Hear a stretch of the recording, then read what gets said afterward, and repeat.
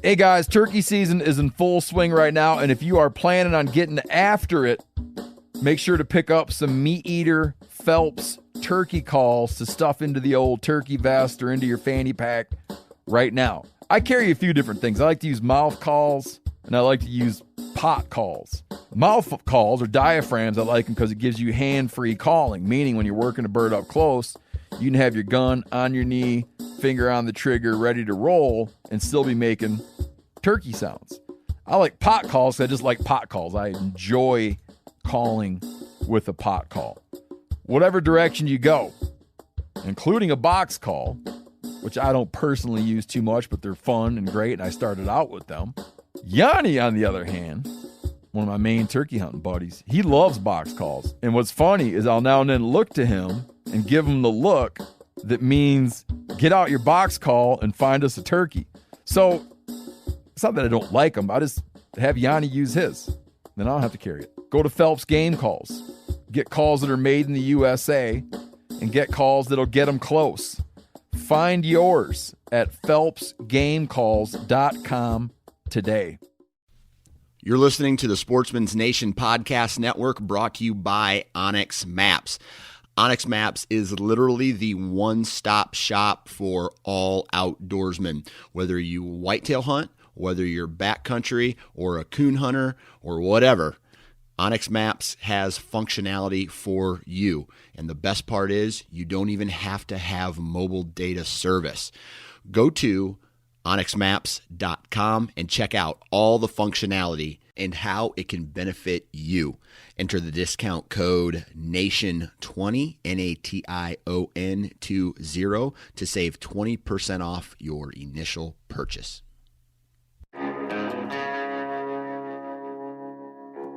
My name is Clay Newcomb, and I'm the host of the Bear Hunting Magazine podcast. I'll also be your host into the world of hunting the icon of North American wilderness, the bear. We'll talk about tactics, gear, conservation, but we'll also bring you into some of the wildest country on the planet, chasing bear.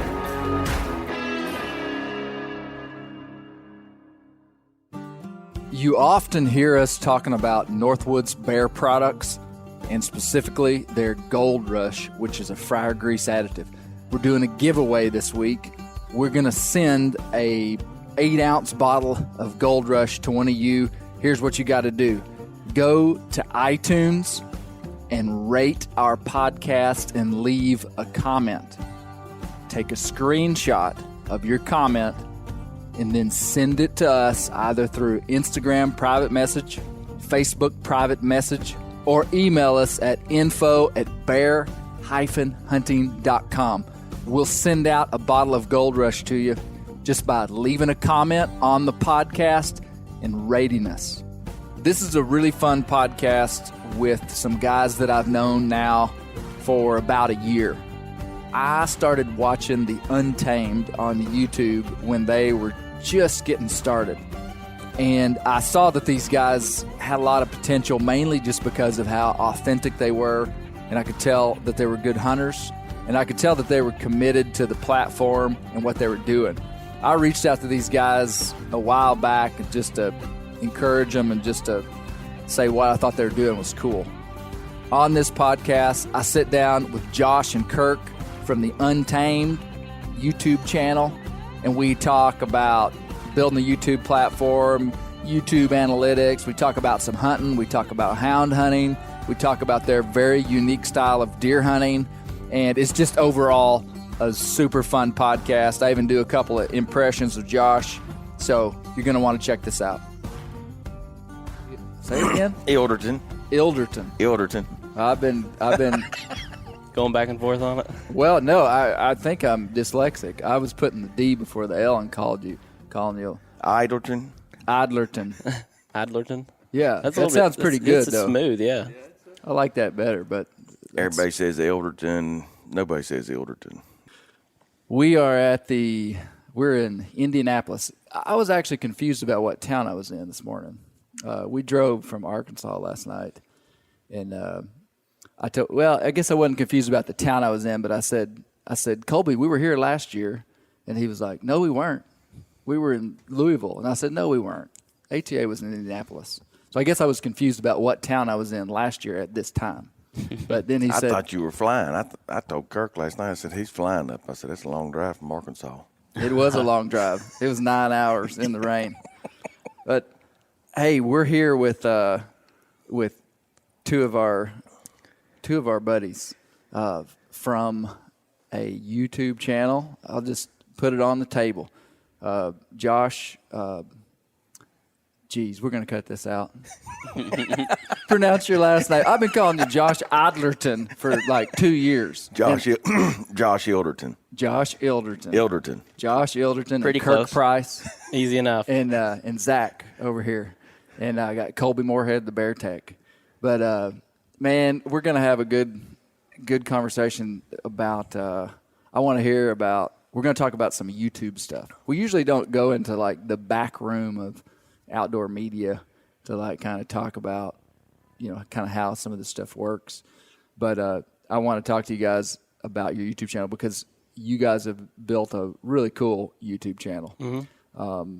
And I think you've got 40-something thousand subscribers on YouTube and producing a lot of content.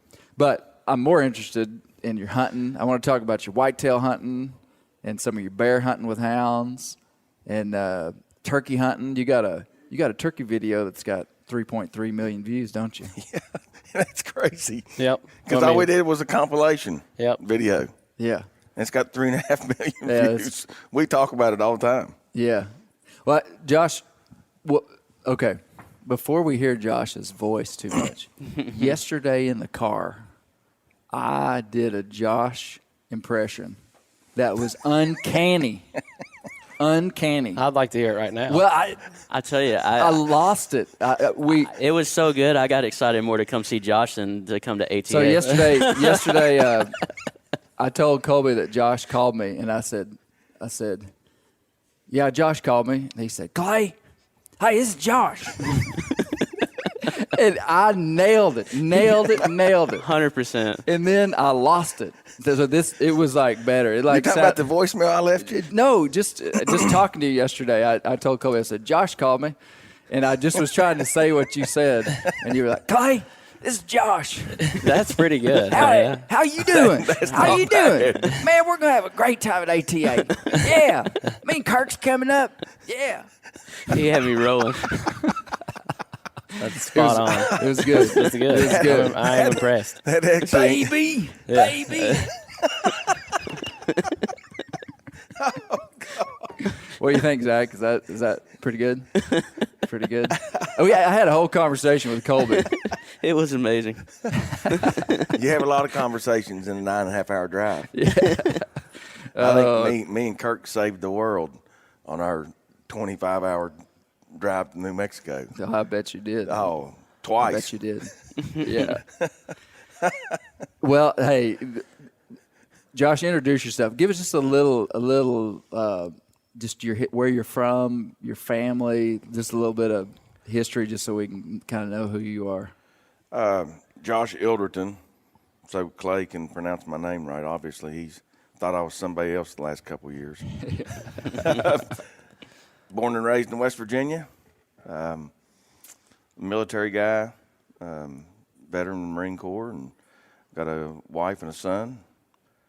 And I absolutely have a diehard passion for anything outdoors. I could care less what it is. I just like being outside. Yeah. So you were in the military when you graduated from high school? Yeah. Right. How long were you in the military? 5.5 years. Okay. Yeah.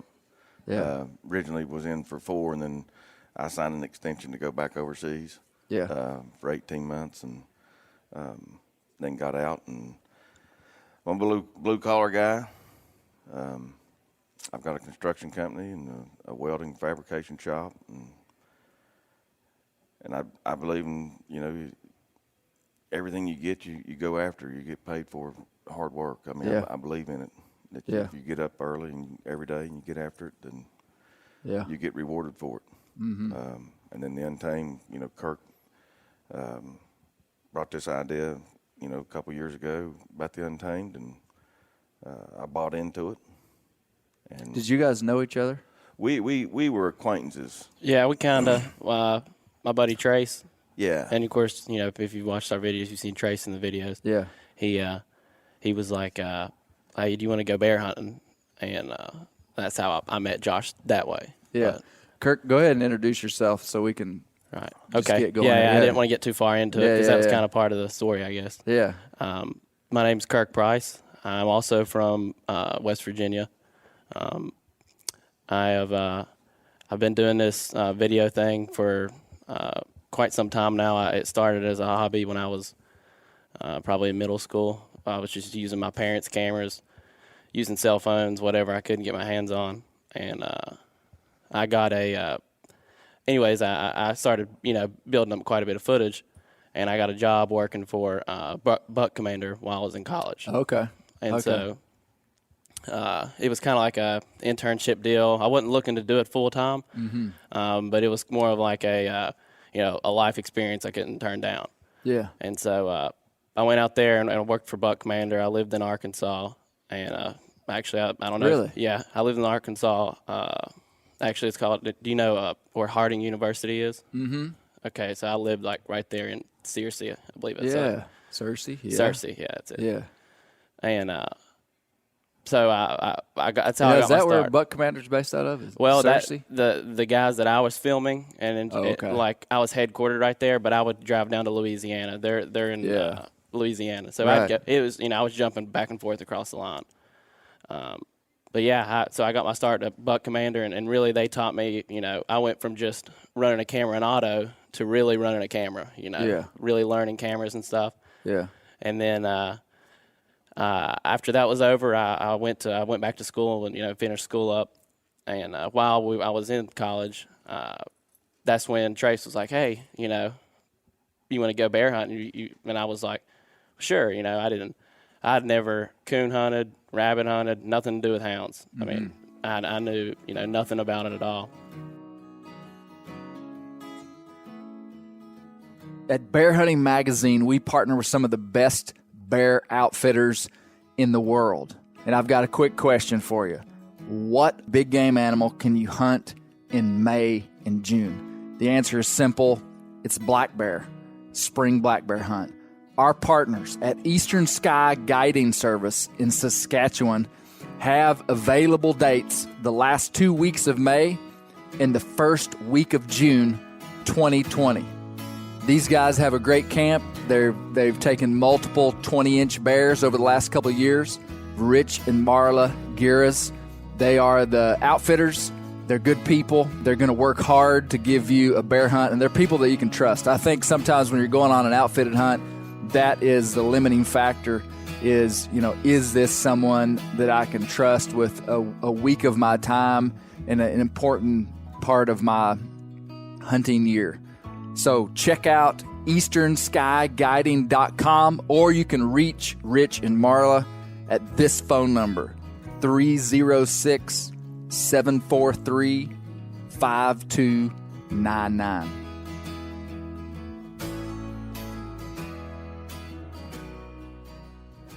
So he's like, "Hey, we're going to ride with this crazy guy." He's like, "He's my buddy." He's like, "But if he does something I great." I know who you're talking about. Yeah, I think he's in the room with us. Spoiler alert. He's like, "You wanna go?" So I was like, "Yeah, let's go." I took my camera, and I was just taking still photos. These people were probably never had cameras around them, and I'm pointing it at them, just going to town taking photos and stuff. And I had a blast. And that day was, I believe we treated a bear and killed it, and we had a really good time. But I was like, that Josh cat, I was like, he's pretty cool.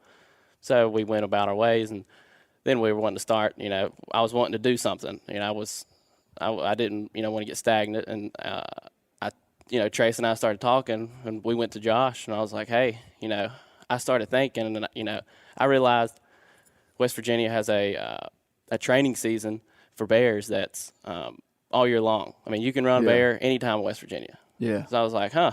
And then this YouTube thing started, I could tell that it was going to take off. And media. When you say YouTube thing, you mean you didn't have a channel yet? No. You just meant YouTube. In general. Just that platform. The Just platform, I yeah, could tell something was there, and people were probably going to start going away from cable. because none of my buddies have cable anymore, and like I feel like my generation's kind of changing that. Like we're going to like Fire Sticks and Roku or whatever it's called, stuff like that. So we went to Josh. Wait a minute, you said my generation as if like Josh and I are old. Is that what you meant? I was kind of implying that, but I wasn't going to directly say it. He opens doors for me and says, Carries your stuff. Before you, sir, you go ahead.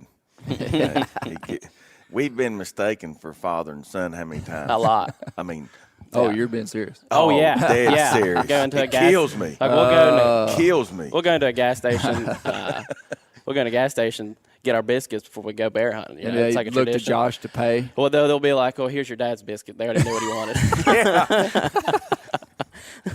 It's well, if you had a beard, you'd look a little bit older. Listen, That's what I was thinking. I want a beard so bad, but it's just not going to happen. I don't know if you've seen me try to grow one, but it's pretty Doesn't work. Pretty patchy. Okay. So, anyways, we went. We figured out the YouTube platform was a good way to go for us, and I knew. I mean, when I went bear hunting, I literally was like, I don't know if I've even seen a bear hunting video, like a hound hunting video. Right. So then I got on YouTube and I was like, bear hunting with hounds, just some generic search, you know. And of course I come across your videos and I was like, I was like, this guy, you know, this is the only guy I've seen doing any type of hound stuff. And it's not like you were only doing hounds or something. You did a wide variety of bears, but you had some hound hunting videos on there. Yeah. I was like, and the ones that you had on there had done really well, like views wise. So I was like, we need for this YouTube, like we want to put out a ton of content. And I was like, bear hunting is a ton of content. Like it's interesting. Just because you can do it so much. Yeah, it's like not I said, limited the training to season is all year long. 20 good days in the fall, like a whitetail rut. Right. And for us, you know, it's not about killing the bear. It's about our dogs and the hounds. And so when we're able to video, you know, people see our dogs progress on video or see new dogs or they ask us about them. It's just unlimited content. Yeah. And so, that's kind of how the Untamed got started. But yeah. So when did you actually start the YouTube channel? Our first video was in April 2018. April 2018. Okay, so just almost, it's 2020, almost 2 years. Yeah. So let me describe what kind of the different styles of YouTube channels. Okay. To me, you guys are like a classic YouTube channel. Okay. Like the platform seems to be designed for people that are producing a ton of content. Would you agree, Kolby? Yeah. I didn't have Kolby introduce himself. Say Bear hi, Kolby. Hi. Bear Tech. The people think I'm Colby's father. No, they don't. He's kind of patchy too. Yeah. I got to keep it trim, like so it looks like it's intentional. So the platform really seems to be geared towards people that are producing a ton of content, right? Like putting out weekly stuff, you know. In you know the hunting public, that they didn't pioneer that at all, but they made it real successful in the hunting space. Right. Oh yeah. I don't think that they pioneered it, but I'm gonna tell you right now that they opened a lot of doors up because like Hushin had been on YouTube for I think 11 years. Yeah. 11 or 12 years. So I think that they're like original outdoor channel. But now what THP, and I honestly, we talk about it all the time, but we get in a bind on our channel because of content, because Kirk is the editor, producer, the hunter, the houndsman, dog handler. Yeah. You know, everything. You're going to be wearing all those hats. Yeah. But YouTube rewards you. We can see a difference in YouTube when Kirk, in the off season, when Kirk's able to pound out the videos and we're putting 2 videos out a week and we're consistent.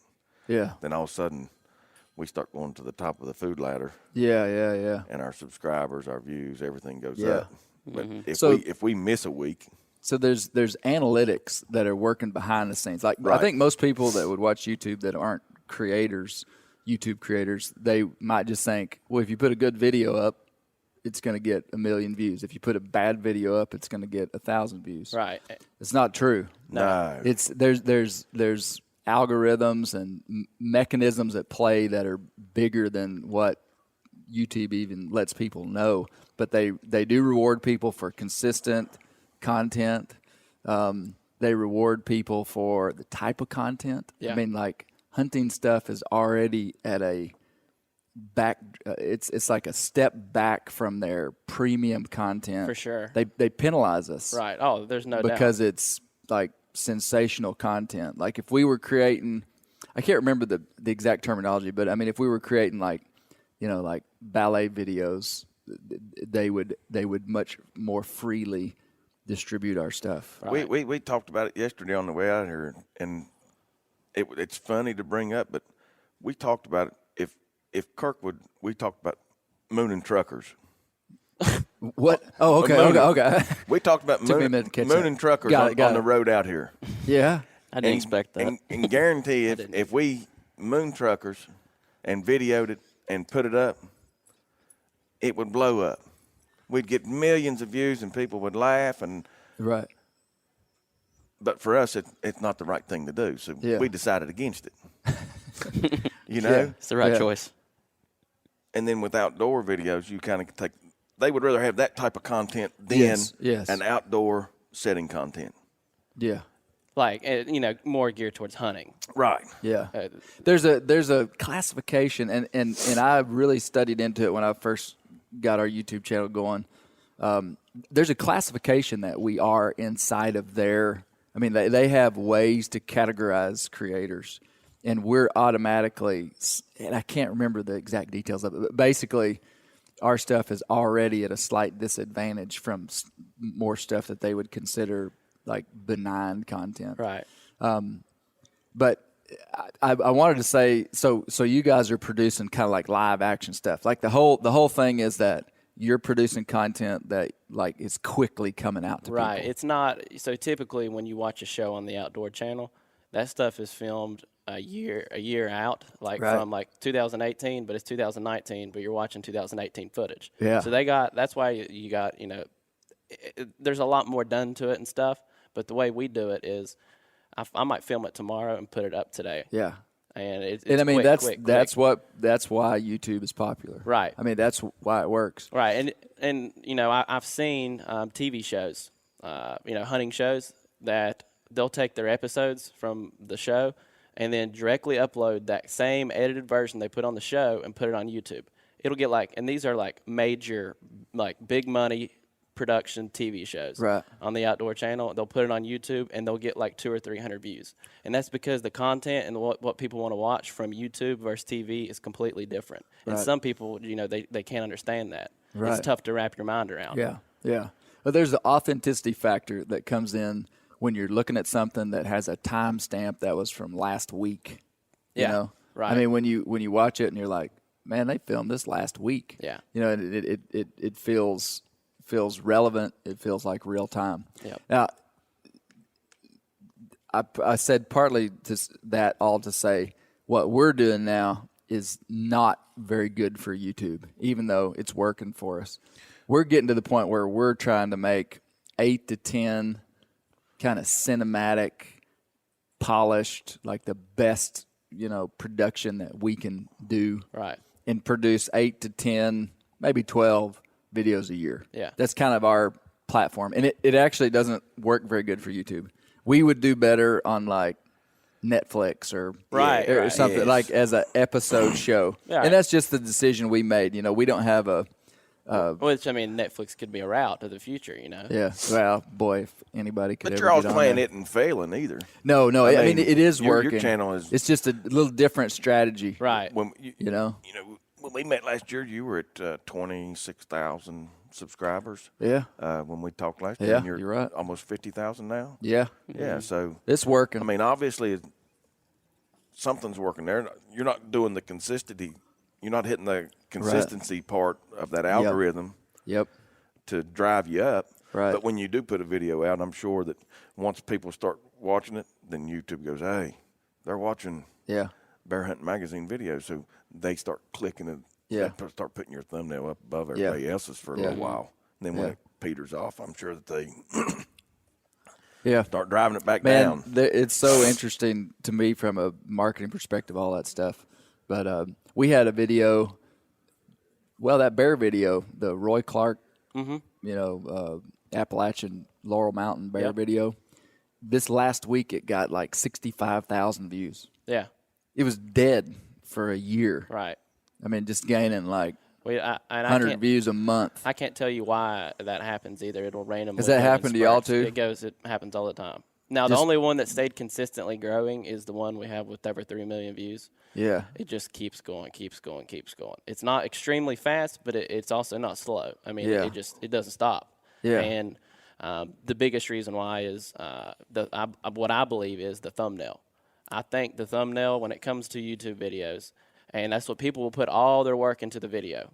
But when we first got started, we actually talked to someone locally, and he said, if you spend 3 hours editing the video, you need to spend 2 hours on your thumbnail. Which that's probably overdoing it. He was trying to make a point. He was making a point to me, and it stuck with me because I figured that out. Yeah. And so I'll think of when I'm out there hunting or I'm out there doing whatever, the whole time I'm thinking, what would be a catchy thumbnail? Yeah. Because the first thing you got to get someone to do is click on the video before anything. It doesn't matter how good the video is if they don't click on it. Yeah, yeah. Our best videos have good thumbnails. Yeah. And that usually is a big part of it. But so you're working full time. Yep. For I Untamed. do the Untamed full time. And so the Untamed guys, you guys turkey hunt, you're deer hunting, you're bear hunting. Those are the main things you're doing. Right. Yeah, turkey, bear, deer. And then we will travel to like we just got back from mountain lion. Yeah. Now the New Mexico stuff y'all just put out. That was this year. When was that? December? Thanksgiving week. Yeah. Man, that was awesome. Yeah. The one video was from last year when the very first one. So I saved I did something we normally won't do. Okay. I saved a video from 2008. Well, it was 2019 in January. Oh, from last year, right. This time. And I saved it because I knew we were going to go back out there. So I was going to let that video kick things off for the new set of videos, hoping it was just kind of a shot in the dark, hoping that this year panned out, which I was guessing it was going to. Yeah. Because we just went in with a different strategy. Yeah. And it panned out. So nice.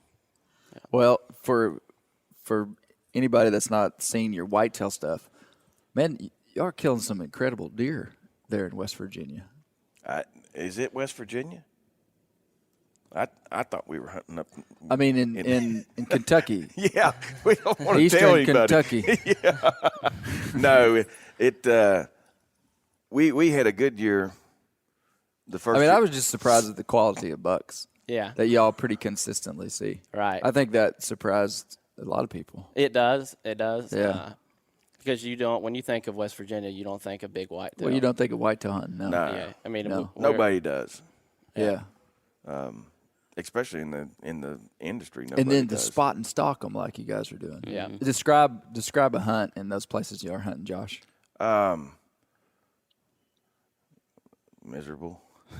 Miserable? Yeah. No, not miserable. I mean, the terrain. Straight up, straight down. And it's fast. I mean, in the Midwest, you got these big valleys and canyons, and yeah, it'll take you all day to walk from one side to the other. And in southern West Virginia, where we hunt, I mean, you'll be the top of a ridge in the creek, and on the other side of the ridge, an hour and a half. It's straight up, straight down, back down. Yeah. And we hunt on old coal mine and reclamation. Yeah. So it's kind of like. So it's open. Well, it's when they get done with the reclamation part of it, I mean it kind of reminds you of the Midwest, of kind of the rolling hills and the kind of prairie until it grows up. Now when it grows up, it's just a big forest skull. You're nasty thick. Hunting time the way you are hunting, and that I guess is sort of limited. Will that stuff grow back? Oh yeah.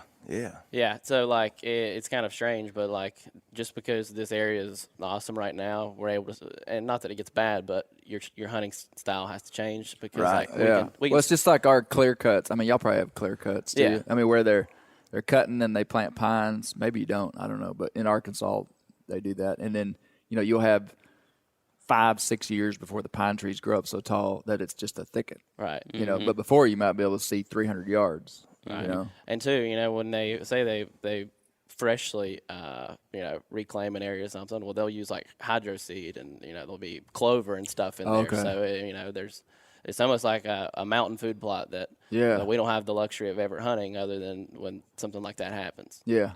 Are they still mining there and doing stuff like that? Oh yeah. So Yeah, I mean, there'll be new places you can. Well, the surface mining is going away. They're just Due to they're peeling the technology. tops off these mountains. Is that Yeah. right? Basically. Yeah. And then once they they put it extract the back. coal, they put it back. but just not to that elevation. And so, if you hadn't seen their videos, these guys are glassing on tops of these big ridges and seeing across big valleys and spotting deer, and then moving around and stalking them. And that's what on our videos. It is so hard to show the viewers. Kirk does a great job in a 15-minute span to show the viewers what a day's like. Yeah, But we might glass for 3 hours. and not see anything. Yeah, and you just get headaches and might not see anything. It's just like the video of him. We were talking about it last night of him spotting and stalking that buck he shot in the early season. I mean, they laid down there. Him and Lane, they laid down there for 3 hours in the rain, 60 yards from this deer, Yeah, and stayed right there until the deer stood up. yeah, But you can't put that 3 hours in there. Nobody's going to watch it. yeah, So it's hard to. yeah. To show really how difficult it is. Yeah, and the time and the misery and Yeah, not misery because you're out there loving what you do. right. But I'm saying that sometimes it's really tough. But I mean, we hunt on the. I think introduced Kirk to hunting on the ground. Yeah, I mean, I grew up hunting like what typically most people do. Like, I hunted a piece of private property. Yeah. It was just basically like a family farm. Yeah, We had, stands here on that point, that cut through, whatever, the typical spots like that. yeah, And my style of hunting was what I would think like most people do, not what we're doing now. What we're doing now is like the Midwest, it's like mule deer hunting or something. yeah. That's in what West it's Virginia. like. And that's what is so crazy about it. Right. It's so, I mean, it's extremely fun. Yeah, is there a lot of that kind of country over there? A decent amount, yeah. I mean, it's Yeah. not all over the place. You got to be Yeah. in the right areas, but yeah. Yeah, yeah, So I mean, it's like, well, I could go sit in a stand and hope something comes through this funnel, or I Yeah. can go out there and chase them down in ghillie suits and try to make it happen. yeah. So, Were you hunting like that your whole life?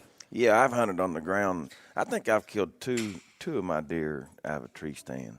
Really? So most of your hunting was off the ground. Yeah, Who when taught you to do that? Did you just start? No, when I got out of the service, I became buddies with a guy named Keith Alfrey, and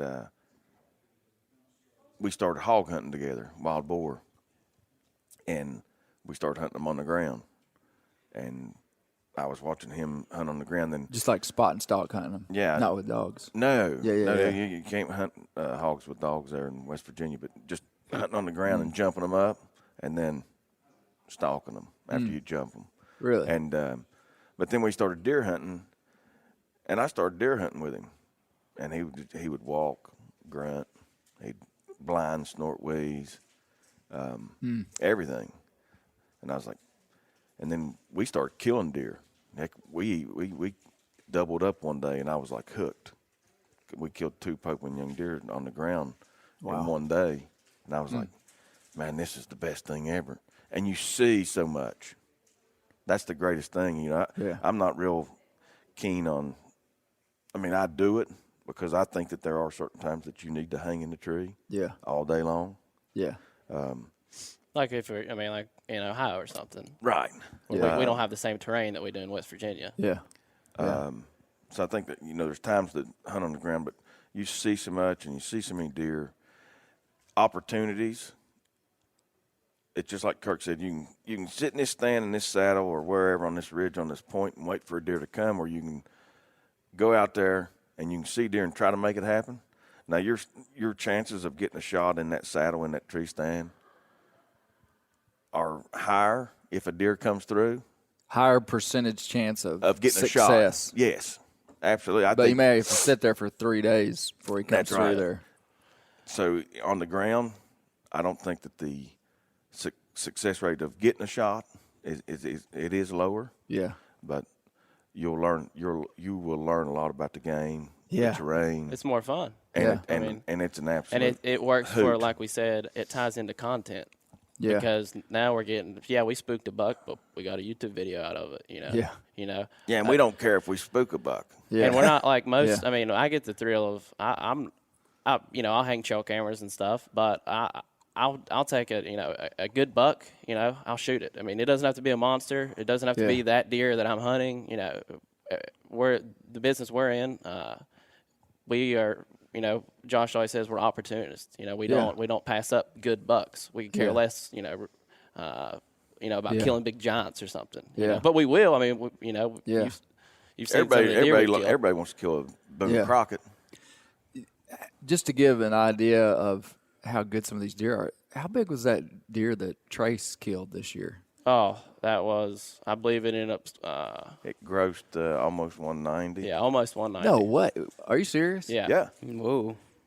In West Virginia? In West Oh, Virginia. yeah. That's it. That's his I- second Boone and and Crockett. that deer- those pictures, I thought, I mean, just because of where it was from, I thought there's no way that deer is as big as it looks. I mean, Oh, nothing no, it against is. them, and Right. I knew it wasn't a trick photo. I Well, was just like, that's a huge deer. That deer in that Golly. area, that there was one killed a few years ago that scored 203, and we believe that deer has some relation to it, whether it's his father Now, that or what. he didn't video that. He did not know. Yeah, he was just hunting. He was just. Well, I mean, Yeah.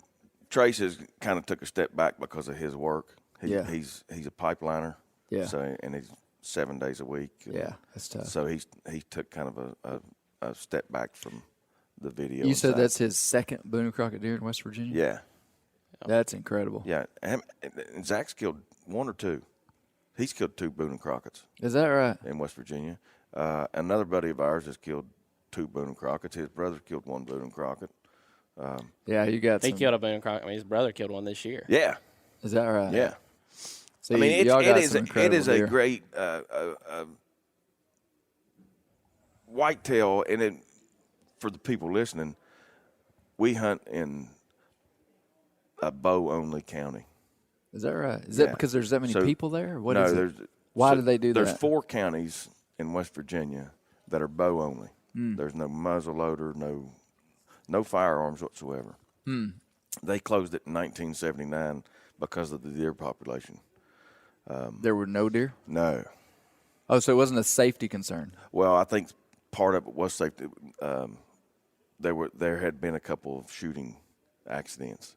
There was a And- safety concern, Right, and low deer population. and then low deer population. they just cut and it they off. just said, like Really? there was no hunting at all. no, yeah, I mean it. Like no bow hunting, anything. Huh. And then they, And then what they did was, because of how low the deer population was, we talk about hogs. They brought in wild hogs. I believe it was your WVU. Eurasians, Yeah, wild boars, yeah. what they are. And that's what people get. They're like, you think like, why wouldn't they let everywhere else in the country you go? They're like, wipe the hogs out, kill them all, trap them. That you got that attitude towards them. But our hogs are like they're supposed to be 100% wild. So they don't spread like those feral hogs do. And so, I don't know how long the hogs have been there, but they're still in the same area they put them in years and years ago. And they brought those hogs in because there was nothing else for people to hunt. Really? Yep. Y'all just do things a little different in West Yeah. Virginia, don't you? Yep. Yeah, like how many states bring hogs and release them? Oh, man. I had no idea. Yeah. Yeah, and so that those bow-only counties, the deer have time, Yes. and that's the number one. Well, that explains a lot to me. I mean, yeah, I mean, and if you that's, let a deer get old, It's not only so the rest of the part of the state is $3. You can kill $3. Okay. Bow only is $1. So Okay. you've got some. Really, I mean, people will be like, "Oh, they've brought deer in from." I've heard all kinds. They brought deer in from Wisconsin. They brought deer in for down there, but that's not the case. The deer they just have more time to typically yeah, they're just you're not. getting mature. and it's not easy Right. hunting. That's right. So I it's mean, tough hunting. you're taking. It's all the right equation. Yeah, you know? that's exactly right. So you're taking a place that the deer, one, have time to grow, and number two, it's hard as heck to hunt down there.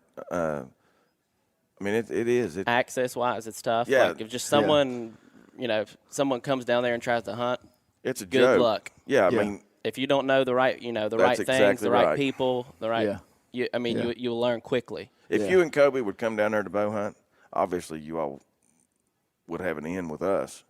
But It would. if you It's showed not up, a. It's if not a you showed non-resident destination. up, Right. no, it is not a non-resident. You Yeah, might yeah, I you might run understand. into Crazy Billy up the holler there. Yeah. and Yeah. He might come out with a shotgun just because Yeah. Noted avoid And we Billy. have very little.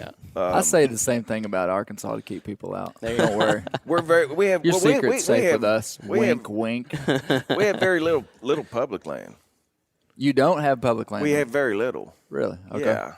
Now a lot of West Virginia has a lot of public land. Right, though. right. Am I right? And like, say the county I'm from, Boone County, I don't think there's actually any public land in that entire Now, county. see, that's surprising to me. Yeah. Huh. I'll be darned. And I think that Boone County actually might be the only county in the entire state. Yeah. That's So that's- cool, man. That's all news to me. I didn't realize that. So that's why the quality of deer is where it's at yeah. in those southern four counties. They call them the southern four, Okay. the bow hunting only counties. Ah, that's cool, man. That's cool. So that's what gives them time. And everything, all game really flourishes down there. And Do you have real good turkey hunting? Oh, yeah, man. How many? This is how I know. This is my gauge. I mean, maybe it's everybody's gauge, but I know what I would tell you if I was talking about Arkansas. Perfect morning in the spring, standing on a ridge, barred owl hoot. How many gobblers are you going to hear gobble? You might not hear none in West Virginia. No. It just depends on that morning. I mean, Right. I mean, But would now there be you- some places where you'd hear 10 different birds? Absolutely. Oh, yeah. Absolutely. Yeah, I mean, man, I'm it's the talking greatest like. thing in the world. Okay. Now, Yeah, Would you hear 20? No, I don't think. I have a piece of property that is loaded with turkeys. I mean, like Clay, took he's never took me down there. Oh yeah. This is that secret piece of property. Okay. Okay. It's Well, we know what county it's in. 'Cause he told us where it's from. wrong county. I but lie to people too about Arkansas. Don't worry. But- I know you're lying. but it is. I mean, it's actually kind of different terrain, and it's part of the reason why. It's like more rolling style Yeah. hills and stuff, which is I prefer hunting that turkey hunting than that straight up and down. Oh, mess, it'd be tough. Yeah. But I mean, it really is. I mean, I tagged out the first 2 days of the season. How many turkeys can you kill? 2. Just 2. Yeah. Okay. So, I mean, you killed one out there. He missed one too. Yeah. Oh man. He said Gotta add that in. that's his first turkey he ever missed. Though I'll give him Yeah. that. No, Yeah. you could hear 10, 12 birds. Oh, for sure. In the mornings. Yeah. You know, there's a lot of birds in West Virginia. Yeah. Josh, what's your favorite thing to hunt? Well, let me back up from that question. I think you guys kind of represent kind of the true Southern woodsman. In that, I find a lot of Western guys, maybe, and that's the wrong way to say it. My dad wanted me to be he called it a PhD. He said, I want you to have a PhD in Arkansas hunting.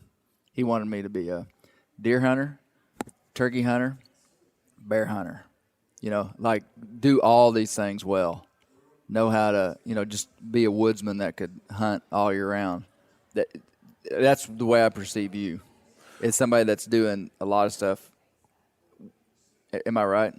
Yeah, I mean, I Are you a good turkey hunter? kill turkeys. Yeah. Am I the best caller in the world? No. Do I get up every morning? Do I hunt till legal time every day? I absolutely do. Does that present opportunities? It Yeah. does. That Yeah. goes back to the hard work. Yeah. I believe in it. I mean, am I the best turkey caller? No. But do I kill turkeys every year? I absolutely will. Yeah. I love smashing heads. You get a little bit excited when you kill them, don't you? Yeah. Back- I absolutely Back to the 3 million views. That's probably part of the reason why the Alice video does good, because I don't think I've ever seen someone freak out like you did on a few that. Yeah. We got man. I get baby. Yeah, baby. I do. And then I get excited. I mean, I I love turkey hunting. I mean, I love it all. Yeah. If I could do it 12 months out of the year, I would. I mean, which we hunt probably 9 or 10 months out of the year. Hunt a lot. Because we predator hunt. I mean, as soon as we get back from here, we're going to start predator hunting, and we'll do that for a couple months, and then back into turkey hunting, and then training season after turkey season. Where I was hounds. leading with that question So was, what's your favorite? What's your favorite thing? You got to have one that you would. Yeah, if actually- you could just pick one. You just get one time a year. I couldn't do it really. I could care less if I'm even hunting anything. I just like being outside. Yeah. What time of the year is it? Right. yeah, right. I mean, What time?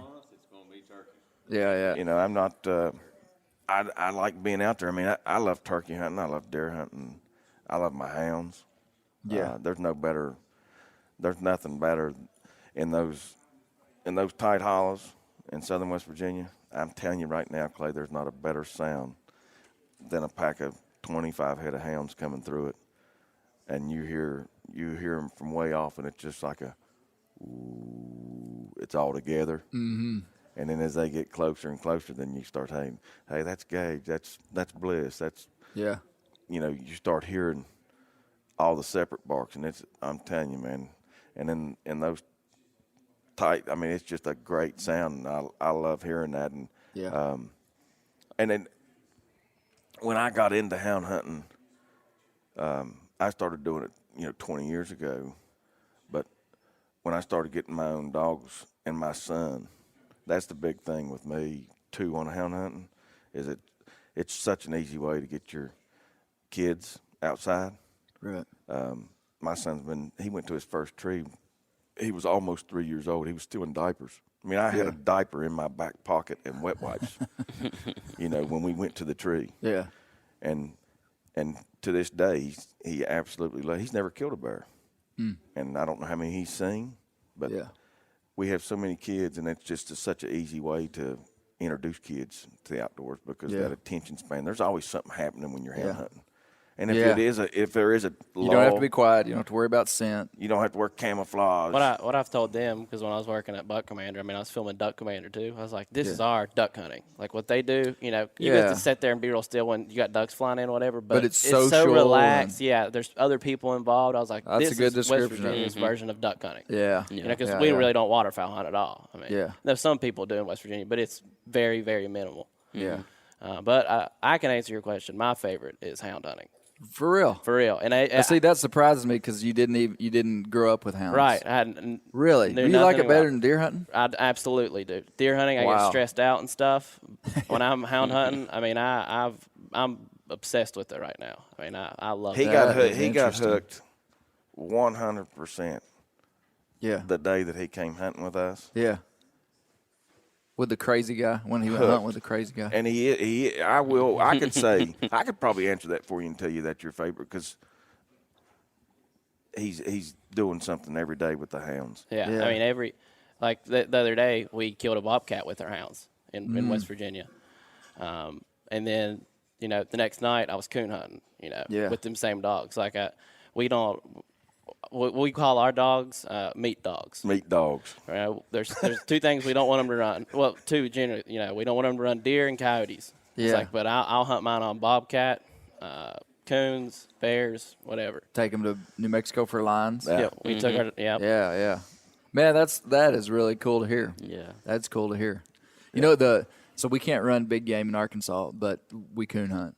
Right. And my dogs, all their litter mates and all the lineage of my plots are big game dogs. Right. So I kind of I feel like I've got a hand in the big game dog Oh, world, yeah.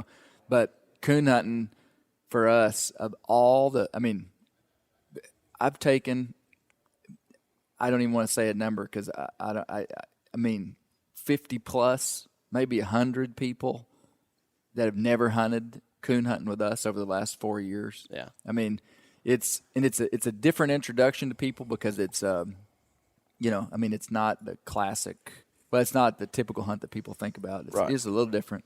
But I've got a spiel that I tell everybody while we're driving to where we're going hunting. I mean, I don't care if it's an adult. I'm like, I've got a 2-part spiel that I'm going to give you. First of it's about plot hounds, and the second of it's about coon hunting. And I talk to them about striking, trailing, locating, treeing. People don't know anything. They think your dog's out there looking for a coon. Right. Like literally looking. seeing a coon and chasing it. Right. And trying, I'm like, no, they're trailing ground scent, and they're, talk to them about a layup. Anyway, I have a pretty polished spiel that I give everybody, but I've never taken anyone coon hunting that had a bad experience. Right. I mean, it's social, it's fun, it's exciting to be out in the woods at night. But when I think about the number of people I've introduced to bow hunting whitetail deer, it's a very small. It's a very small number because it's such a specific. I mean, they've got to be proficient with a weapon. They've got to be able to store meat. Right. I mean, they're not just going to kill a deer. And those numbers will continue to decrease unless we do a better job at introducing people. Yeah. Because it's not easy to introduce somebody to whitetail hunting. Right. It's not easy to introduce somebody to turkey hunting. Well, you can take them out. Yeah. And we've took several people out turkey hunting. But it's not as easy as taking them out, whether you're coon hunting. It'd be easy taking somebody out cat hunting. Yeah. Yeah. I think a lot of these people, too, I mean, like, of all the people that have coon hunted with me, say, most of those people aren't going to be hunters. I mean, honestly, they're not probably going to be hunters, but some of them will be, but they at least have a frame of reference for the rest of their life. And a lot of these people are kids. And at some point, they're going to go hear something about hunters, and they go, yeah, I used to hunt with Mr. Clay in Shepherd. And, he'll have a positive image inside of his worldview for hunting because he knew somebody. And, there's benefit, we talk about recruitment and people sticking into hunting, which is what we want. We want someone that goes hunting and becomes a hunter, kind of an autonomous hunter on their own, But even if you take somebody hunting and they have a positive experience, that's a benefit for us too, because the people that are going to ultimately make decisions for us in hunting are the people who aren't hunters. That's right. But if they had, even these people, these kids go, we took a bunch of kids hunting around Christmas time. Well, they were talking about that at their Christmas. And maybe they were talking about that with their cousins who never knew about hunters. And, it's just a positive thing. Like, right. Just kind of a buzz inside their world that we went coon hunting last week. Hunting? Yeah, it was great. It was fun. That's a positive thing. That's right. Because those people all of a sudden are like, well, maybe hunters aren't barbaric. The second tier people. Right. So there's benefits inside of that stuff, even though we're probably not recruiting. But everything directly. you said there, you hit the nail on the head. You're exactly right. Yeah. Something I'd like to touch on. You were talking about you were getting to. You said like guys out west, and they kind of focus on. And this is changing subjects here, but they kind of focus on like just whitetail or something. And there's people like where we live that just focus on whitetail. Yeah. And I feel like they are. I was the same way. I was a proud whitetail, big buck hunter. Yeah. But I was missing out on so much different hunting styles when I got introduced to hound hunting. And I'm like, these guys are just whitetail hunting. I'm like, listen, it's fun and all, guys, but you're missing out on a great hunting experience. Yeah. And I think if more people, we try to, like we said, we try to bring people hunting. Yeah. But if more people would try it, they'd be like, wow, especially hunters, they'd be like, wow, this is not what I thought it was. Like, this is fun. Yeah. Because you find a lot of, just whitetail hunters, but also, there's a lot of like just coon hunters and just bear hunters. Yeah. And you see on our YouTube channel, we try to do it all. That's what. I think we're pretty diversified. If you look on other people's YouTube channels, and there's a lot of great channels out there, but they're focused on whitetail and turkey, or they're elk hunters. Yeah. And we want, with the Untamed, we kind of just want it to be, we're not focused on anything. We're just focused on the outdoors and in our way of living. I feel like I've introduced Kirk to several things since we've been in business in the outdoor, since we've had the Untamed, and it's been great because he's learned and got so much better at it than what we You know, Yeah. it's fun to watch Kirk grow as that outdoorsman, not as a hunter, as a woodsman you were talking about. And that's what we want to do. You know, I want my son to be a woodsman. I could care less if he knows how to hunt deer. I want him to know how to hunt everything. Yeah. That's when you said that, you know, you wanted to have a PhD in Arkansas hunting. That's the same way that I look at it too. I mean, I don't just nail down one thing. I love doing, like, I got traps setting out ready to go home. I'm gonna go set traps as soon as we get back. Yeah, you know. Yeah. Well, I think what you guys are doing, well, specifically with hound hunting, to go back to that. I mean, hound hunting is media has stayed away from it on purpose. I mean, it's almost like in the last, if you think about when outdoor television really started kind of in the 90s, that indoctrinated people so strongly. And whitetails was where the money was. Whitetails were widely distributed. And nothing against whitetails. I love hunting them just as much as anything I hunt. Absolutely. And commit as much time to it. But it's like people, just like in everything, people, that's just what they focused on. And it was highly influenced by outdoor media. Also opportunity. I mean, there's a lot of pros to whitetail hunting. But what's happening now with platforms like YouTube, it's like you don't have, the content doesn't follow the money, if I could put it that way. You know, I mean, like there's never been, what I'm saying is that you're free to show who you are without the constraints of some big sponsor telling you what you need to do to get the views. But people like that authenticity, and you're showing people a whole bunch of new stuff inside of hunting that maybe they were never exposed to, that the mainstream media did not expose people to. And I mean, I think that's one of the greatest things about, and it doesn't matter if you're on the YouTube platform. Now, we like the YouTube platform, but the commercialization of the outdoor industry, they've killed themselves. Like any other. It basically, you know, if you don't know what he's talking about, like just pushing product. Yeah, I couldn't kill this deer without this, that, and the other, you know. Well, that's BS. I mean, Kolby could go out in what he's wearing right now and kill a deer if you put yourself in the right situation. Yeah. And we're never going to get in a position that we have to be told that we're doing stuff like that. That's where I was going. I would be miserable. I refuse. You were talking about, you know, we don't have these sponsors telling us. Yeah, we have a couple of sponsors that we're working with right now, but we're very choosy.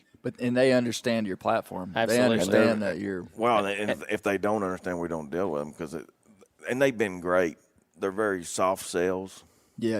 If you can show our product, show our stuff. If you can't, hey, we'll catch it next time. It's not like, hey, you're going to have to put us on there. The hard part is staying that way. The hard part is staying that way. Right, because money talks, and money is what makes things. And you see some of these bigger outdoor platforms. It's hard to when you get to a certain place. Yeah, because I'm always curious about that. It's like you have to. I mean, you do have to have money. You do have to have sponsors. That's how we're able to do it full time. You know. Yeah. But there's a happy medium there where you don't get too, I guess, money crazy and start doing things that you typically, you know, you don't want to get away from, you know, what we're doing now. We never want to get away from it. We always want to stay in check. Yeah. Because as soon as we start, you know, pushing products and stuff on, you know, on people, then we're doing what, you know, it's already happened on, you know, a lot of, not every show does it, but a lot of what you see on TV. Yeah. And we're just not interested in that. And people will comment on our videos saying, we love that you guys don't do that. I mean, they will come out and say it. Like, we enjoy watching the video where you didn't have to name 15 different products that you were using. Yeah. We just watched you use them. Yeah. But on the flip side, you know, you have to have that. It's expensive doing what we do. Yeah. And it's been an investment for us, you know, over the past 2 years because, you know, we definitely ain't making. No. You know, we're not making any money right now. Yeah. Now, is there potential? Yeah, I hope that there's potential with what we're doing. I feel like what we're doing is good. Do you ever think about YouTube putting the clamps on you in some way? Oh, yeah. It scares me. Because we've had a couple warnings. Right. Have you ever had a video flagged? One time. One Is that time. all? Only one. You can go look because, I mean, Did you dispute it? we did. We did appeal it. Did you win? I have one too, actually. Yeah. So I take that back. I had one flagged that stayed flagged. Now, sometimes, like I uploaded one and it flagged it immediately, and I was like, a robot caught that. Like no one's sitting on YouTube at their headquarters. Like they've messed up. Yeah. I've had a couple like that. We've disputed in one. Oh, okay. But yeah, I think I have one video that they said no, it was, and I disputed it, and they said Graphic violence. Yeah, they said too intense. This is what they said. Really? And no, it So did. was No, a it dude- did. But it's still a Still up there. monetizable video. It is. When Kirk appealed it, which is great because they were going to just kill it. Right. And No, when Kirk appealed it, we got an age restriction. That age was the one. restriction, but you can't. It's not monetizable. Yeah, that's what I was thinking. It's probably It's not age. So you have to be monetized. 18 Okay. to watch. Okay. It. And of course that See, wasn't. I think YouTube, something has changed because it's probably before y'all were even doing stuff. When I first got on YouTube, my stuff was just getting hammered, Really? flagged. Yeah, and I would have to dispute it, and some I would win and some I would lose. One of my videos I honestly think would probably have been the highest viewed video that we have if they had not flagged it and I lost the dispute. And it makes no sense why I lost the dispute. I mean, it was just a bear kill Yeah. with a bow. I mean, there was nothing. I didn't even show skin in it or. Right. And that video at the time was gaining 50,000 views a day. I mean, it was just like, boom, boom, boom. And it got up to 250,000 views. It got flagged. I lost the dispute, and it's still on YouTube, but they shut it down. They don't promote it. That's right. And the video still has 600,000 views. So it got 350,000 views just on. I think that video probably would have just marched up if it hadn't got shut down. And that's crazy that YouTube. I mean, of course, it's their platform. They have the power just to say, "Oh, no more on that video." Yeah. But you don't know who also is reviewing the videos. Like I don't understand how the process works. Like you might have Tom at YouTube reviewing your video, Right. But then And Sherry a lot of it is automated. Yeah. Now, when you dispute it, I think it actually goes to to person. someone. Yeah, that- I think you're right on that. Yeah. I've got a trick, I'll tell you after this. I've got a trick if you're actually dealing with a person. Oh yeah. I think it might work. But Kolby, what else would you like to talk to these guys about? I think I would go back to the whole thing about sponsorship. I mean, because the thought I had is like you're not really looking for sponsors, you're looking for partners. Someone that understands that they're partnering with you in something rather than just financing you to do something. I mean, at least that's what I see inside the people. That's a great way to put it. That's I don't even like using the word sponsor, pro staff. I hate those words. Yeah. And so I think that's something that I've seen inside of the people that we work with is it's just people that or companies that are wanting to partner with us and they want us to just like use their products. And I mean, sometimes, we'll, like Instagram and stuff, it's like, hey, we're using this, but but it's more like building a strong partnership and friendship with something that, it's like, hey, we're with you for the long haul, not just something that's like, well, we're just here why it benefits us, you know? And I think that's one of the things even up here when we see it's like when we're coming here to ATA, we're going and we legitimately just want to see the people. We're not coming here to, like, the conversations we're having isn't like, well, what can we do to help you or what can we do to help you? It's just like, hey, man, how you doing? Yeah. And I think building relationships has to, like, it, at least from our platform, it seems like that's something that I've seen that's valued more so than just like what the other person gets from the other. It's like, yeah, we're building together, but at the same time, it's more so I just like you guys, and I like that we're forging something together that's for our mutual benefit, Mm-hmm. Well, the advertising dollars create false relationship, really. I mean, like, really what people want to see is they want to know really what Steve Ranella would use if he wasn't being paid. Correct. Like that's what you really want to know. Right. And so, because anybody can, that's just the nature of the planet is money causes people to do stuff. So we're trying to create these, and to talk about Ranella, I think he's kind of done that in a lot of ways. He kind of helped build the soft sell into wider market by the way he kind of did things back 8 or 9 years ago. But point being, that's what we're trying to do. Is just, I mean, like, and y'all are too. I've talked to you. I mean, you guys are only partner with people that you truly believe in and are using their stuff. Yeah, and their so customer service. And if a company reaches out to us and we haven't used it before, we've never used that product, but we'll say, okay, send us some, we'll try it out. We're not just going to be like, send it to us, we'll sign this contract, and then pay us $10,000. We want to try this out, and if it's something that we're like, hey, this is legit, and we're comfortable, the people that watch our videos and really enjoy them, we're comfortable, telling them about this, then we'll go with that company. Yeah, and I think on y'all's videos, one of the things I really like is it just looks like you guys are having fun, and I think that's something that produces a lot of buy-in on platforms like that is they want to see, like, again, that relationship and just having fun. And I think even, like, being able to show, like, the relationship between a person and his hound, like, those relationships are good to see too. And I think there's a lot of mystery that's been created around those things because you just don't see it as much. I mean, like, I grew up running coons and hogs with hounds, and so it's like I had a view inside of it. So it was like when I came around the magazine or Clay started putting stuff up, it's like I had a particular type of buy-in. But like seeing big game hunting with like cats and bears, it's like that's a whole new thing for me, like whenever I came into it. But I understood the relationship between like we had hounds, and so I understood that relationship, and so it was like, man, this is really cool. I didn't know you could run them with hounds, Yep. Yeah. It is so hidden in the outdoor world, and nobody wants, people in the outdoor world don't want to talk about it because it's like I don't want to say it's like the evil side of hunting, but it's like day and night. If you're a hound hunter, then you're just looked at differently in the outdoor industry, and that's what we're trying to do is it doesn't.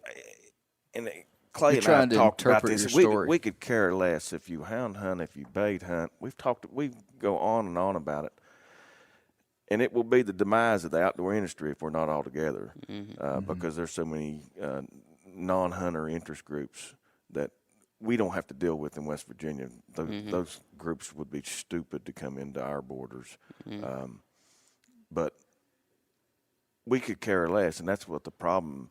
We don't look at. Clay hunts over bait for bears, and you hound hunt too. Yeah. Does that matter to me? Is it going to affect me? No, I'm for Clay doing that because he's in the outdoors.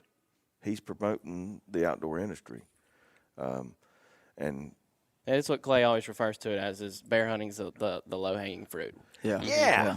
You said that last year. We talk about this a lot, but we still haven't clarified it a ton. But I can clarify it in short. I think that bear hunting is actually one of the most important pieces of the whole of the hunting scene in North America. Point being that bears are the entry point for the anti-hunting sentiment and anti-hunting action, legislative action, everything, to come into the hunting space. So if you were just to monitor the wide sphere of the hunting world, it's not the deer, it's not elk, it's not pheasants, it's not ducks. It's bears. Yeah. And lions too, but more so bears. And lions, And it's and so if you were 100 years out looking back at this little point in time, and you know that the strategy of anti-hunting organizations is incrementalism. They're not trying to knock it all down at once because they can't. They're trying to chip off pieces. If you look at what they've done over the last 50 years in this country, they've chipped off pieces. They chipped off bear hunting in these states. They chipped off lion hunting. They chipped off, certain things. So the most important thing at any given time in history in terms of preserving our way of life is that you guard that low-hanging fruit. Because if you guard that low-hanging fruit, they can't get to the thing behind it. Yeah. And so that's our hashtag. We're using it, guard the gate. Right. So we're saying bear hunting is the gate. So there's a lot of resource and time in the outdoor industry being invested in a lot of different places, which a lot of that stuff is really good. What I'm saying is that we need the broader support of the outdoor community that is targeted towards the preservation of bear hunting. Because we got nothing left to give the anti-hunting community in 2020. I mean, all the chaff has been blown off by the wind. I mean, like what we have in North America right now with our bear hunting with hounds in 17 states and our, lion hunting in different places. I mean, it has been whittled down to the foundations. Yep. And so my whole thing is, if you're an elk hunter, if you're a deer hunter, if you're this kind of hunter, you better be on board with helping. You better be on board with those guys because, and now this 10 years ago, 5 years ago, I might have said this was like fear-mongering or something, but it's not. Man, the last 7 years, we have been on the forefront through Bear Hunting Magazine, being the only bear hunting magazine in the world. I mean, like, we have a unique perspective on the anti-hunting sentiment against bear hunting, just because of where we're placed. And, I mean, they are on track to knock us off the map in the next 20 years. I mean, that's what they think. If they did that, they absolutely would be taking another step up the ladder. Right. Which they'd be saying, you use elk decoys you use those little puff-up decoys that have elk ears on it and look like a cow elk and blow cow calls when you're elk hunting? Really, that sounds unfair to me. Yeah. I think that's unfair. Yeah. I think we're going to take away all elk calling. Yep. Just spot and stalk elk hunting, that's all you can do. I mean, that would take the knees out of elk hunting. Right. I mean, that sounds like, again, 5 years ago I said that was just, it would be like conspiracy theory or something, but it's not. I mean, North American hunting will be vastly different in 25 years, 50 years, 10 years if we don't do something. And I feel like that the bear hunting piece is really critical. I do. Yeah, I completely agree. I mean, and it's not, nobody's saying that. I mean, it's like that. But it's a broad picture and it's a long picture, and people have a real hard time looking at the long-term picture and the big broad picture. Yeah. Because people, I mean, we're kind of like the redheaded stepchild of the outdoor That's right. industry. I mean, you're in the outdoor industry. You're kind of black-eyed, and because I mean, it's hard because you also have fellow hunters that hunt other animals that don't support you. Yeah. And that unity, that's what we try to do with our YouTube channel. I mean, because of how diverse we are with, we put out a bunch of whitetail videos. We put out a bunch of bear videos. Well, we have people that love our whitetail videos. They'll comment like, yeah, oh, I don't like your bear videos, but I love your whitetail stuff. I don't think it's fair that you use dogs on bears, Yeah. So we're hopefully, showing, those people that typically wouldn't watch a bear video, but because now we're popping up on their phone that, hey, we like these guys, what they're doing is actually pretty cool. Yeah. So we're hoping So they'll see validity in it. Yeah, through our YouTube channel that we're kind of merging two worlds. Yeah. So what do you guys tell people about hound hunting, like the benefits of it? Because I know I've heard like Clay talk about it a lot at the office. I'm just curious, like whenever people say that to you, like what do you say about hound hunting, like its benefits and like its purpose? Well, a lot of what I've learned from it is actually listening to Clay. I mean, you can when you have a bear treat, it's catch and release hunting. Yeah, I mean, you can decide right there. Is that a boar? Is that a sow? How big is it? Does it need to be taken out? You can make all those decisions right there at the tree. Mm-hmm. And when we shoot a bear out of a tree, 99.9% of the time, the bear is dead before it hits the ground. So, like, when we shoot someone might shoot one with a bow, which, of course, I have no issue with. They'll shoot one. You don't know exactly where you're going to hit it. With a gun, you don't always find them. The bears that we run, most of the time we're catching, and then we make we can make a clean, good decision, ethical decision, should we kill that bear. Right. Yeah.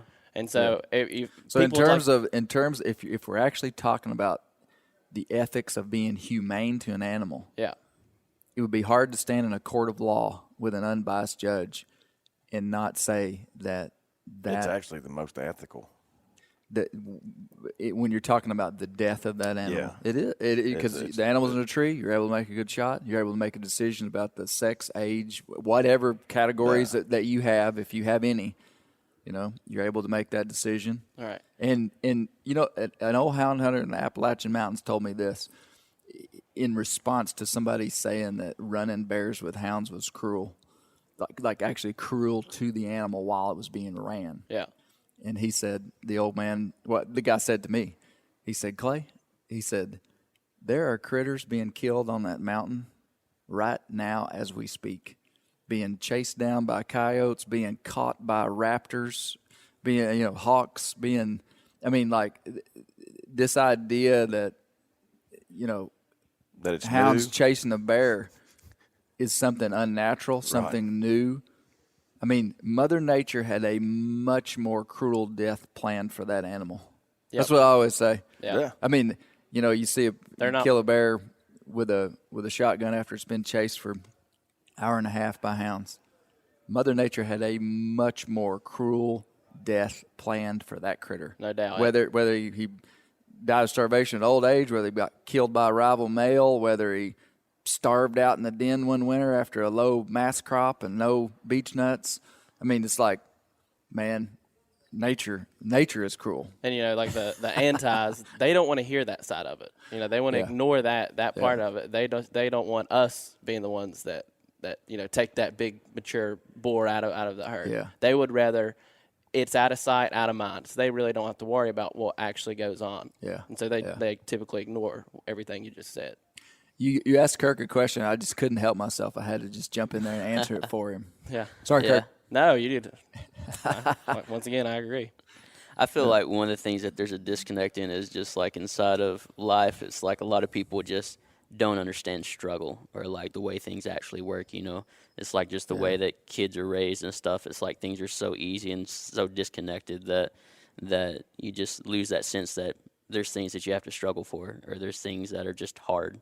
And, and it's like thinking about, dogs chasing a bear and the way Mother Nature is. I think that there's a lot of people that are just like, they're just disconnected by the way false perception of nature. Yeah, false perception of nature. And I think that we add a human element to that is valuable for people to help them understand. I mean, like you guys' YouTube channel, people seeing you guys being real and liking you. I mean, the first time I watched you, I just liked you. I mean, and that's highly valuable. I mean, like an anti-hunter that was just adamantly opposed to running bear.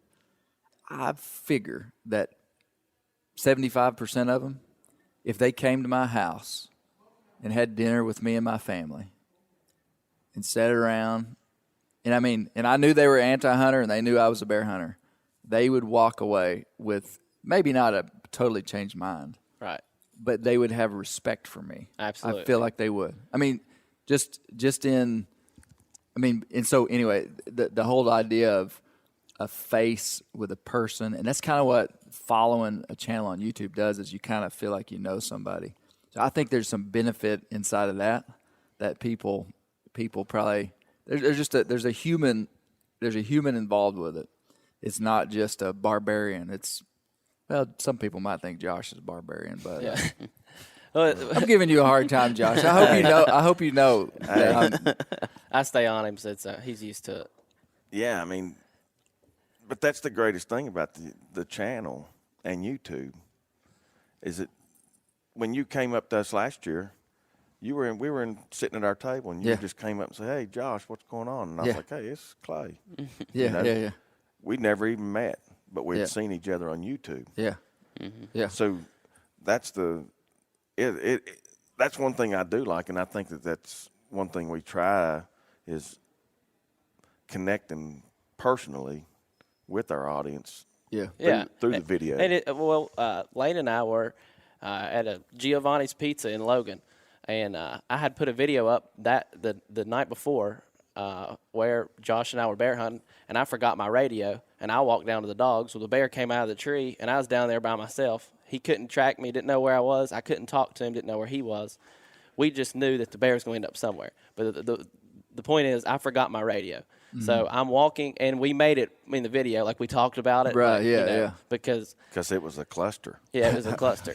and that's kind of that's kind of like who I am, though. Like I do stuff like that all the time. I'm Is kind it of true, Josh? Absolutely. I'm messy, unorganized. No radio, no gun, GPS, no knife. No knife. He is scattered and gone. All he is I'm getting to the dogs. Yeah. Mm-hmm. But what I'm getting at is back to it. Yeah, getting back to it. So I had forgotten my radio. So I'm walking out of Giovanni's, and a guy says, "Hey, Kirk," he was like, I look at him like I didn't know who he was. He said, "Don't forget your radio." Don't forget your radio. Oh, no. Oh, that's cool. That's cool. And that's the number one rule of bear hunting. Do not leave the truck without a radio. And I've done better.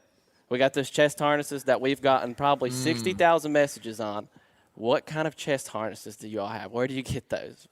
That's our most asked question. It is that our right? most asked question. You would not believe Well, what's the answer? Conterra. Conterra. Conterra's non-affiliated. No. I haven't heard they of them. probably don't know who we are. But I Yeah. guarantee if they go back and they look at sales from 2018 to 2020, They had to have had a spike. that I guarantee you that their chest pouches, the ones that we wear, they've had to produce God knows how many. And Really? it's Conterra. They're paramedic and smoke jumpers. Oh, okay. That's what they wear. Yeah. The firefighters. But I'm like, I it's, want to. it's a safety pouch. And I want to be like, just Google chest harness radio. yeah. and it'll you'll pop find up. it. Yeah. But that's one Oh, of our darn. biggest questions. And I've probably copy and pasted a link to Amazon to that. I can't even tell you how many times. It should be. It should be. in And there. the thing about it is, Kirk still to this day would not have one if he did not cabbage on to mine. I had to buy a new one. Kirk is like a pirate. He participates in a lot of piracy. I believe it. Chest harness, SD cards. Don't leave any SD cards, Kolby, around this man because He'll it's like take 'em. it's like the guy off of X-Men. He with the SD cards in metal. He does it with Magneto. Yeah, Magneto. He's like SD-Do with the SD cards. He pulls- SD-Do. Yeah, you know what I'm saying. You sound Hispanic. Estito. Estito. But no, it works. What we do works for us, and Yeah. I mean, I'll take the opportunity to give Kirk a lot of attaboys because, I mean, I'm not any technical guy. Most people probably know that on our channel that listen to us and watch us. Now I'm learning Yeah. slowly. He's learned how to turn the camera on. Okay. yeah, Okay. yeah. Get it in focus, maybe. But Kirk has done a superb job at the editing, thank producing, you. Yeah. and everything on that end. But it's working for us, and Yeah. that's what matters. And we're having fun. I mean, yeah, do we get pissed at each other? Absolutely, we do. I mean, when you spend that much time with somebody, if you don't have Yeah. disagreements, then you're probably not real with each other. Yeah, I mean, do we get aggravated with Lane and Lane? Probably with Lane a lot. Well, I mean, he gets brought in. I don't even know Lane. Well, he gets brought Lane's into back here without a microphone, so he can't defend himself. he can't defend himself, and that's why I'm going to say, Strategically. but he gets brought into a group he's never been around. He doesn't know our hunting habits. It gets intense. Yeah. I can imagine. But we have a good time, and that's what that's a main. We wake up, like for instance, I'm full time doing this. I wake up every day.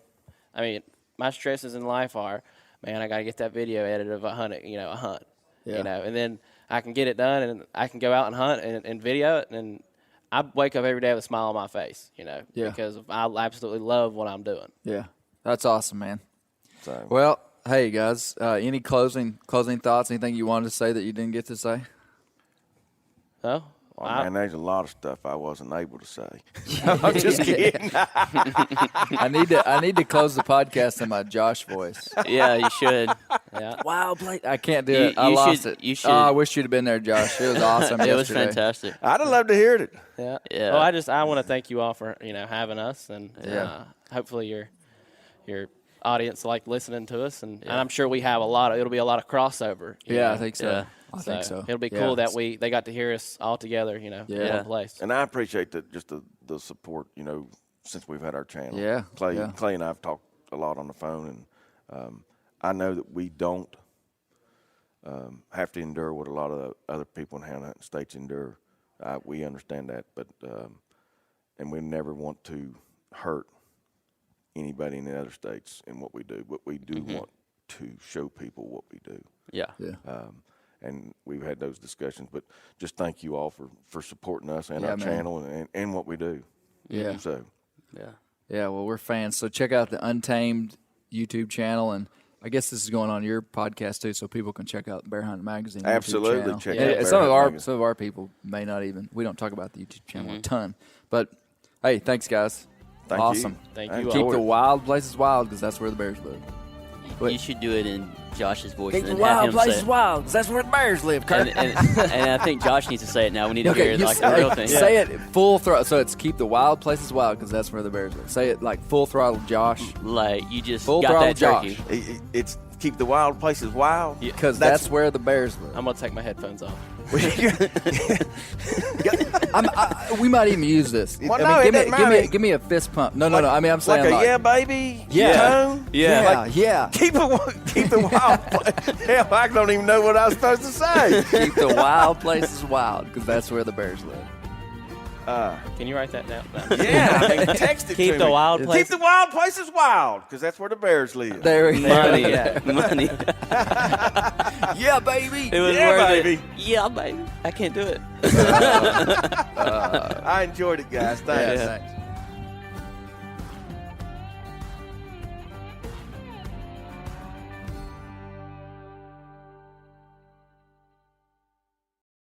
Hey guys, turkey season is in full swing right now, and if you are planning on getting after it, make sure to pick up some Meat Eater Phelps turkey calls to stuff into the old turkey vest or into your fanny pack right now. I carry a few different things. I like to use mouth calls, and I like to use pot calls. Mouth calls or diaphragms, I like them because it gives you hand-free calling, meaning when you're working a bird up close, you can have your gun on your knee, finger on the trigger, ready to roll, and still be making turkey sounds. I like pot calls because I just like pot calls. I enjoy calling with a pot call. Whatever direction you go, including a box call, which I don't personally use too much, but they're fun and great, and I started out with them. Yanni, on the other hand, one of my main turkey hunting buddies, he loves box calls. And what's funny is I'll now and then look to him and give him the look that means get out your box call and find us a turkey. So it's not that I don't like them. I just have Yanni use his. Then I don't have to carry it. Go to Phelps Game Calls. Get calls that are made in the USA and get calls that'll get them close. Find yours at phelpsgamecalls.com today.